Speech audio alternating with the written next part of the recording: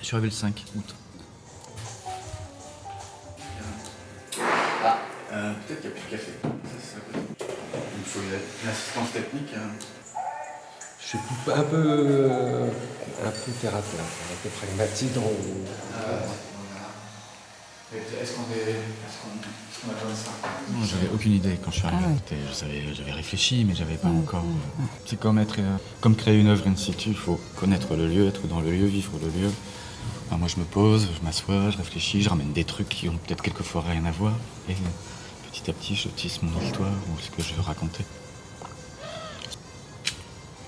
Je veux que les gens rentrent dans la sécu, que ce soit pour eux comme s'ils allaient dans un autre lieu, que ça ne soit plus la sécu ou qu'ils vivent une expérience différente. J'ai très peu de travail dans mon atelier. Je fais tout dehors. Beaucoup de travaux sont éphémères, donc ce qui me reste, ce sont soit des dessins, soit des photos ou les maquettes. Mais j'ai pas d'œuvre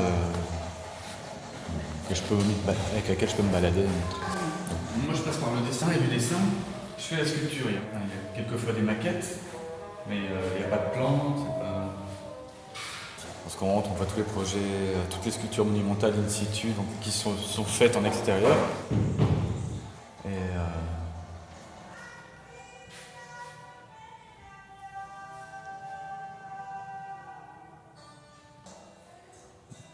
Et là, j'invite à rentrer à l'intérieur de l'artiste ensuite par l'intermédiaire de ce sas qui peut évoquer une trachée, mais qui peut évoquer un sexe féminin également, ou une grotte. Et dans la grotte, donc, il se passe des choses différentes, toujours liées au corps. Là, c'est vraiment dans l'idée de ce qui va se passer à l'intérieur du sas. Donc, en fait, je viens présenter le processus de création en montrant, par exemple, les dessins, en montrant des masques qui sont aussi un truc en recherche. Ramener la matière que j'utilise tout le temps, la terre, la paille. Et donc toute une étape avec des dessins, peut-être quelques photos et les maquettes. Des grands projets, des projets qu'on voit en fait lorsqu'on rentre. Ce projet de table corps, ça me trotte dans la tête depuis pas mal de temps. En fait, là, c'est un sarcophage. Donc, c'est de l'argile blanche et rouge. Donc, sans doute rouge à l'intérieur et blanche autour. Et après, y faire une empreinte. De cette empreinte, lier des organes, ou des pseudo-organes. Là, il y aura un cœur, un cerveau. La particularité de ce cerveau, c'est que les deux hémisphères sont identiques. Je trouvais intéressant par cette dissymétrie au niveau de la texture. Toujours lié au corps, le visage. Ça, ce sont les masques aveugles. Je crée une galette que je viens m'appliquer sur le visage. Puis ensuite, je viens modeler un visage. Sur ton visage? Sur mon propre visage. En assurant mon nez, mes bouches, les yeux. Puis à un moment, je sors.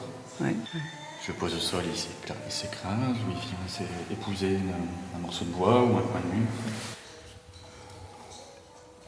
C'est un parcours qui est infiniment grand, qui se trouve là-bas, qui sont des sculptures monumentales, et qui sont pourtant des organes humains, des mains, des membres.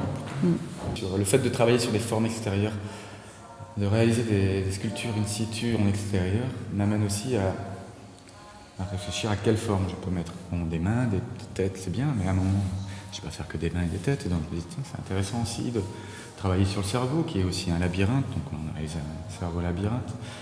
Le cœur, il y a eu un projet aussi qui n'avait jamais été réalisé, avec une sculpture monumentale d'un cœur qui sort de terre, ou un estomac géant. Un estomac géant dans lequel les gens étaient censés rentrer. Tu parcours le monde. Je me balade, ouais. Par exemple, les baptêmes de terre fonctionnent partout. Ça, c'est universel.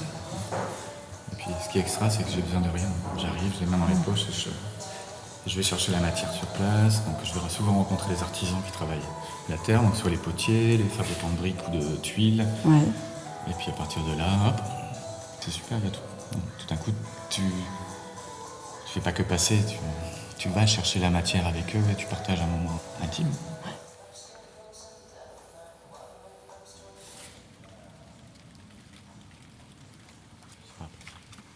On va finir les dessins, la structure. C'est bon.